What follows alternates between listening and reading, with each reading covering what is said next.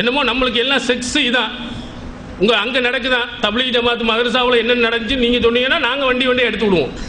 இது என்னைக்கு நமக்கு தேவையில்லாத வேலை எது இருக்கோ அதை பேசுங்க. நாங்கள் படித்த மதரசாவில் என்ன நடந்துச்சு, அதே மாதிரி இப்போ நடந்திருக்கு சில மதரசாக்கள் ஏன் கலைக்கப்பட்டுச்சு, அங்கே மாணவர்கள் என்ன செஞ்சாங்க, அஜர்த்து என்ன செஞ்சாங்க, அதை நாங்கள் சொல்லுவோம். இது தேவையா? ஒருத்தன் தவறு செஞ்சாங்கன்னா நாங்கள் கண்டிச்சிருக்கிறோம், நடவடிக்கை எடுத்திருக்கிறோம்.